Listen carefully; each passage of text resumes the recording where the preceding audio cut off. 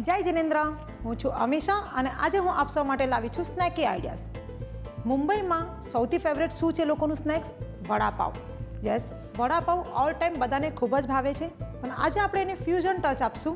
આજે આપણે અહીંયા બનાવી રહ્યા છીએ મેક્સિકન વડાપાવ. તો ચાલો એની તૈયારી કરી લઈએ.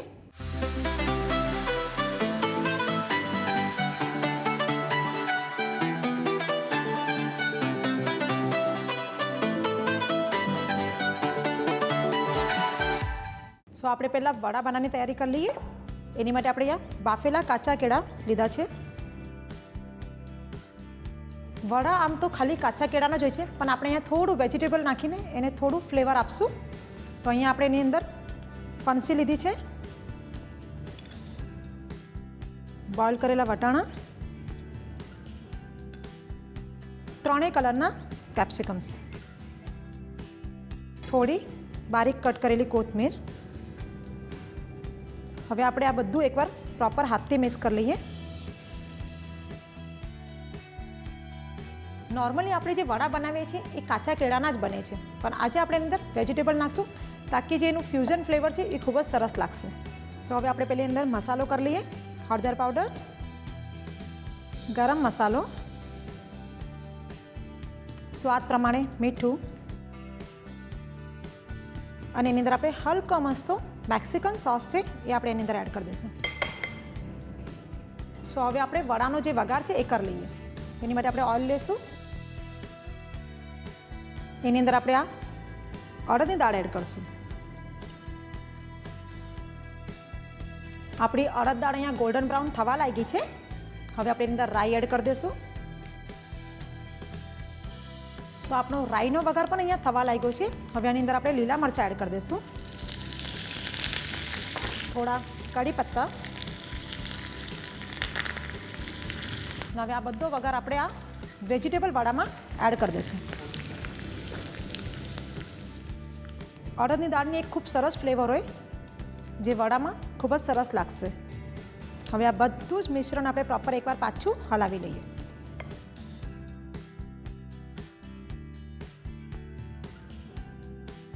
સો હવે આપણે આના વડા બનાવી લઈએ.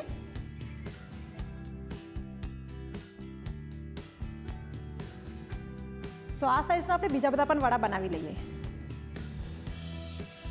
હવે આપણે ચણાના લોટનું બેટર બનાવી લઈએ.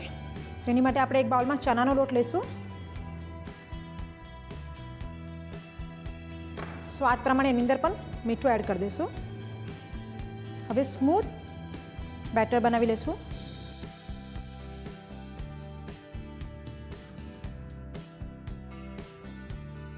સો આ રીતે આપણે સ્મૂથ બેટર બનાવી લીધું છે. હવે આપણે એની અંદર થોડું ગરમ તેલ એડ કરી દઈશું. પાછું આપણે એકવાર એને હલાવી દઈશું.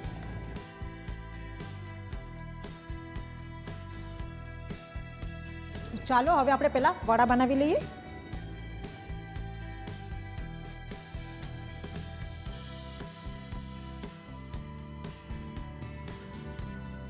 આપણે અહીંયા મેક્સિકન વડાપાવ બનાવે છે, પણ આ વડાનું ફ્લેવર જ એટલું સરસ છે કે તમને અગર એમને બી ખાવા હોય તો તમે એને ખાઈ શકો છો. આપણા વડા અહીંયા થઈ ગયા છે. આપણે એને એક પ્લેટમાં કાઢી લઈએ.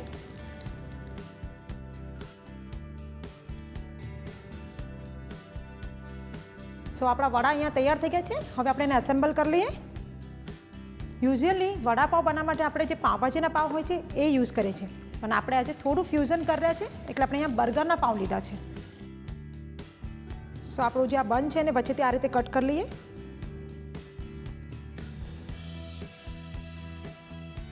સો આપણે બર્ગર વચ્ચેથી કટ કરી લીધું છે. હવે આપણે એને બટર અપ્લાય કરી દઈએ.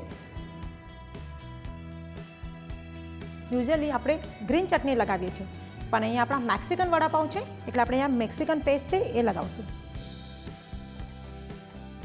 મેક્સિકન સોસ જે હોય છે એ થોડો સ્પાઇસી હોય છે. અગર તમે સ્પાઇસી ઓછું ખાતા હો તો મેક્સિકન સોસ થોડો ઓછો લગાવશો. સો હવે આપણું આ વેજીટેબલ વડું આ રીતે ઉપર મૂકી દઈશું. હવે આપણે એની ઉપર ચીઝ સ્લાઇસ મૂકશું, બિકોઝ ચીઝ ઓલ ટાઈમ બધાનું ફેવરેટ હોય છે. હવે આપણું આ જે બર્ગર ઉપર પાછો આ રીતે મૂકી દઈશું.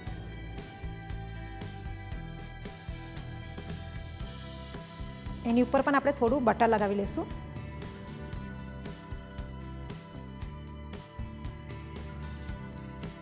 યુઝ્યુઅલી તો વડાપાઉં એમનેમ જ લોકો ખાય છે, પણ આજે આપણે એને ગ્રીલ કરશું. તો આપણે અહીંયા ગ્રીલરમાં પણ થોડું બટર લગાવી લઈએ.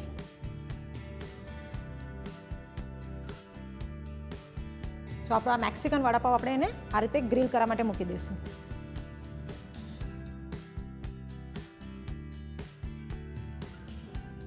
સો આપણું મેક્સિકન વડાપાઉં ગ્રીલ થાય છે ત્યાં સુધી આપણે એનું સલાડ બનાવી લઈએ. અહીંયા આપણે કોબી લીધી છે, એની અંદર આપણે થોડું સ્પાઇસીનેસ માટે લાલ મરચું પાવડર એડ કરી રહ્યા છે. દેન ચાટ મસાલો, સ્વાદ પ્રમાણે હલકું મસ્તું મીઠું અને ખટાશ માટે આપણે એની અંદર લીંબુનો રસ એડ કરી રહ્યા છે. હવે આપણે એને હાથથી આ મસાલાને પ્રોપર મિક્સ કરી લઈશું.